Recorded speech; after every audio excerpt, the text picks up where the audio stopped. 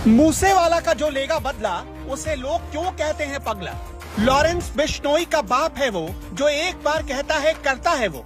थोड़ा सिरफिरा है, थोड़ा जिद्दी है, अकड़ कर चलता है, राठी भाटी दुजाना किसी से नहीं डरता है। दुनिया उसे कहती है दिल्ली का दाऊद। वो कौन है? उसके आने से क्यों शुरू हो गया है भाग बिश्नोई भाग। जो सलमान खान को धमकाता है, जो सरेआम सुपारी लेता है, कैमरे पर बेखौफ होकर किसी को भी मारने की धमकी देता है, आजकल उसी लॉरेंस बिश्नोई को दिल्ली के दाऊद का चेहरा सोने नहीं दे रहा। लॉरेंस बिश्नोई को अच्छे से पता है जान की हिफाजत करनी है तो दिल्ली के उस दाऊद की नजरों से बचकर रहना होगा। जराइम की दुनिया में लोग उसे लॉरेंस बिश्नोई जैसे गैंगस्टर का बाप कहते हैं। कौन है वो और क्यों उसे ऐसा कहा जाता है, ये जानने से पहले आपको ज्यादा नहीं सिर्फ 1 साल पीछे लौटना होगा। पहलवान सुशील कुमार के हाथों दूसरे पहलवान की सांसें छीन ली गई। ये सिर्फ पहलवानी की लड़ाई नहीं थी, ये वर्चस्व की लड़ाई थी। दरअसल सुशील कुमार को पहलवानी के साथ साथ बिजनेस की दुनिया में भी अपने हाथ पैर फैलाने का ख्याल आया। सुशील कुमार को उसके करीबियों ने समझाया कि टोल प्लाजा की ठेकेदारी में जबरदस्त कमाई है। सुशील कुमार को भी आइडिया जच गया। फिर क्या था, सुशील कुमार ने अपने नेटवर्क और पहुंच का फायदा उठाते हुए एक बड़ी कंपनी से नॉर्थ इंडिया के सभी टोल प्लाजा पर टैक्स वसूलने का ठेका ले लिया। सुशील कुमार को जब नॉर्थ इंडिया के टोल बूथों का ठेका मिला तो काला जठेड़ी समेत कई और गैंगस्टर एक्टिव हो गए और पहलवान से कनेक्शन जोड़ लिया। काला जठेड़ी जैसे गैंगस्टर टोल प्लाजा के मालिकों से वसूली किया करते थे, साथ ही अपने अवैध शराब के ट्रकों को बिना किसी रोक टोक के निकलवाते थे।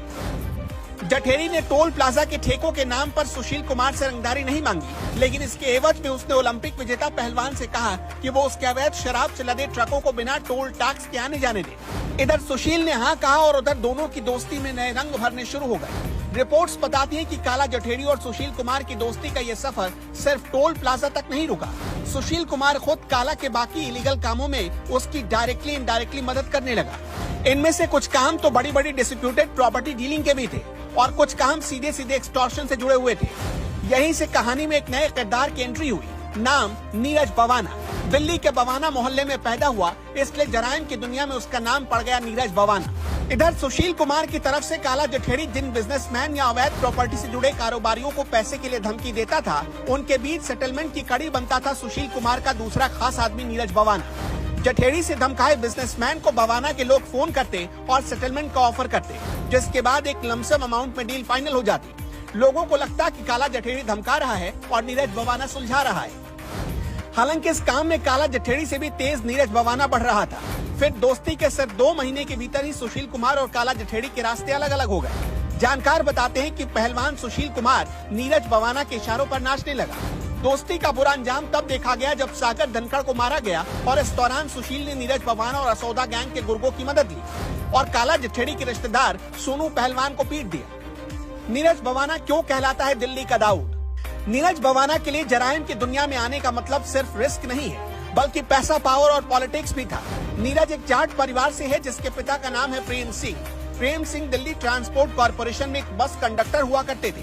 कहते हैं 2004 से छोटी मोटी छिनतई जैसी घटनाओं से शुरू हुआ सिलसिला अब बड़े बड़े सुपारी लेने पर आ चुका है और अब नीरज बवाना लॉरेंस बिश्नोई जैसे गैंगस्टर को आंख दिखा रहा है। साल 2005 में अवैध हथियार रखने के मामले में नीरज बवाना को तिहाड़ जाना पड़ा। तिहाड़ में उसकी मुलाकात फजलुर रहमान से हुई। आरोप था कि फजलुर रहमान अंडरवर्ल्ड डॉन दाऊद इब्राहिम से कांटेक्ट में था। रहमान ने ही बवाना को अपराध की दुनिया में एक्सटॉर्शन किंग बनने का सपना दिखाया। फिर तो बवाना को कोई रोक नहीं पाया।